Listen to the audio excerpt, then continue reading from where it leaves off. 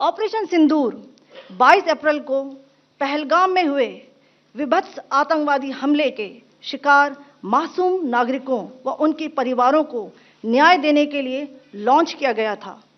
इस कार्रवाई में 9 टेररिस्ट कैंप्स को टारगेट किया गया और पूरी तरह से इसे बर्बाद किया गया। Hello and welcome. This is the Secretariat Talk. Today we have with us Jayanta Chowdhury, editor, the Secretariat. And of course, we'll be discussing India, Pakistan and the war-like situation, what impact it's going to have on the economies of both countries. Jayanta, to begin with, what do you think what kind of impact will it have on the Indian economy? Well, if it's a long-term war, if it's a long-running war, then obviously we will be impacted. But otherwise, we are a resilient economy. We are a larger economy. Consequently, I doubt if Indian economy will really be hit too much. We have seen how the Sensex has behaved today. There was a blip in the Sensex. More or less, it is stable. Whereas the Pakistani stock market, that is the Karachi stock market sensitive index, fell drastically by about 6%. Pakistani is a much smaller economy. To give you just a little bit of figures, we are a $4.19 trillion economy right now, whereas the Pakistani economy is just $373 billion. Our growth rate is about 6.2%, whereas Pakistan is about 2.6%. So there is a huge difference both in the size of the economy as well as in the way the two economies have grown. Since 1947, because we have remained a stable democracy, because we have spent our money in building critical infrastructure like steel mills, roadways, railways, nuclear power plants for that matter, hydropower projects, we had a solid base. And then after 1991, when we started liberalizing, the Indian economy really grew by leaps and bounds. Whereas Pakistan, which went through a lot of turmoil, it had military dictatorships which came into power, it had revolutions, East Pakistan split away from it, the Balochs kept revolting against Pakistan for a number of times. So Pakistan has had a troubled era, and it shows in its economic situation. It has a very narrow manufacturing base, and consequently any kind of tension impacts Pakistan. Pakistan probably doesn't have enough food to last if there is a longer run war. In fact, Moody's has already indicated that in case there's a war-like situation, it is going to be Pakistan which is going to be more impacted. This war-like situation is going to impact Pakistan's economy much more than India, actually. Yes, absolutely. As my colleague Mahua Venkatesh has been telling you, Pakistan's economy is impacted more, and the globe world knows it, which is why, because of the tensions Pakistan has been facing, it has not been able to attract too much FDI, not even from China, which is building a corridor through Pakistan up to Gwadar port and a pipeline along with it. They intend to set up SEZs along that road, but as of now, nothing much has happened. Now, you spoke of foreign investments. Now, typically in a war-like situation, in such situations, the first thing we see is foreign investment being impacted, going down. Do you think India can manage to keep its foreign investment keep coming?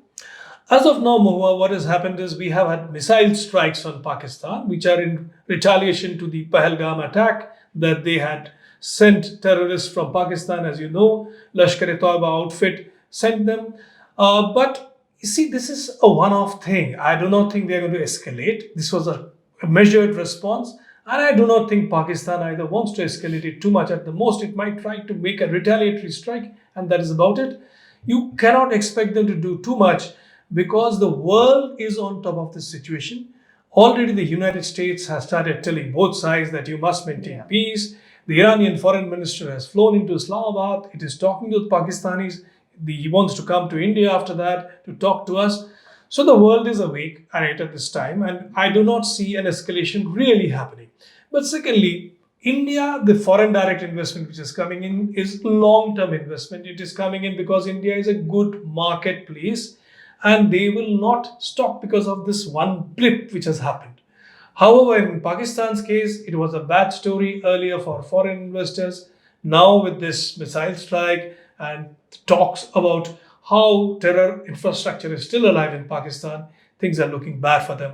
Mahua, you in fact did some research on the FATF, which is there's going to be a meeting soon of IMF, in fact, for a bailout package. Pakistan is in a bad state. It has been taking a lot of loans from IMF. It has also taken loans from Saudi Arabia, from UAE to stay afloat. In fact, IMF is 25 times. They've already taken assistance from IMF for 25 times. Why don't you tell us about what is going to happen in the FATF, or what is expected to happen in the FATF meeting, where terror infrastructure, terror funding is talked about, and countries can be cautioned, countries can be taken to task. So Pakistan just got out of the FATF list just a few years ago. I mean, they were in the FATF list, and once you're in the FATF list, what happens is your investments slow down, your assistance slows down, the economy is very badly impacted. Of course, the country managed to come out of the FATF list, but India is going to try and put pressure to put it back on the FATF list. Not just that, the IMF loan, even the opposition Congress has already started building pressure on the center, on the Narendra Modi government, to put pressure and to speak and to raise the issue at IMF, at the forum, to basically stop Pakistan's loan. So these issues will be will kind of come up. I mean, Pakistan is going through a bad phase. Its unemployment is at 8%. Its inflation rate for most of the time has been double digit. Consequently, if it faces more economic pressure, it's going to be in great real trouble. Pakistan, in fact, doesn't have enough fuel supplies for a longer war. Even ammunition, we are told, Pakistan has about just 6 days of artillery ammunition. So really, I don't see a long war going on. But yes, firing along the LOC will probably continue. There will be tension all around, but that's about it. But Pakistan, because it's a narrow strip of land, it is going to have problems in bringing in ships, in getting foreign airlines to fly into Pakistan, whereas for India, foreign airlines don't have a problem. They can fly via the Gulf. They can fly via the polar route. So that is not going to impact us. But Pakistan is certainly going to be impacted much more. Yes, our costs for transporting cargo or passengers has gone up as a result of taking a longer route, avoiding the Pakistan zone altogether.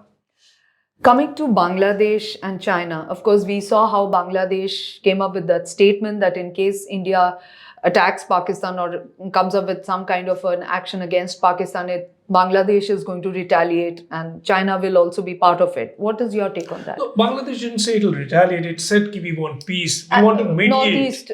Northeast. So China, of course, has been siding with Pakistan, but China has a history of not actually militarily siding with Pakistan, but verbally, yes. So we can take it that Pakistan will remain supportive of China and vice versa. As far as Bangladesh is concerned, we had concerns because a lot of militants were released in Bangladesh. A lot of previously convicted terrorists were released in Bangladesh, and we were afraid that these terrorists might be activated against India in the future. But with India making a decisive strike against Pakistan, hopefully that will not happen. Those who are there in Bangladesh, who have fundamentalist leanings, who have terrorist leanings, will stop in their tracks. Also, Northeast rebels who had earlier got sympathy in Bangladesh, sanctuary in Bangladesh, I don't think the current interim government will now go ahead and do anything which would irk India at all. One last question. What happens to the connectivity projects? There are many connectivity projects, international connectivity projects. What happens to those? National connectivity project which goes through Pakistan. There has been talk in the past, as you know. One would go through Sindh and Balochistan and into Iran. Another would go through Punjab and the Northwest Frontier Province, the erstwhile Northwest Frontier Province, into Afghanistan and then on to Central Asia. But these have been in limbo for a very, very long time. I don't see them really coming up. As far as the projects through Bangladesh is concerned, we have alternate routes, of course, but we would like them to continue. We would like the railway and roadway project through Bangladesh to continue. Let's see. I don't think that will happen till Bangladesh has an election and a properly elected government comes through. We won't be able to do that. By the IMA project, which is from Bombay, you take a ship, you go to Saudi Arabia, and then you take a road on, and then through Israel, you go hit towards Europe. That project is going on, and that I think is a good project. The other project which India is involved in is the Chabahar project. From Chabahar, you can take a road into Central Asia, Russia, and then also on to Europe. Those two projects are alive and they are going ahead at a fast pace. Hopefully, these projects will come through. If they do, they'll be game changers for our economy. With that, we come to the close of this session. Thank you very much for watching. Thank you, Mahua, and thank you, audience.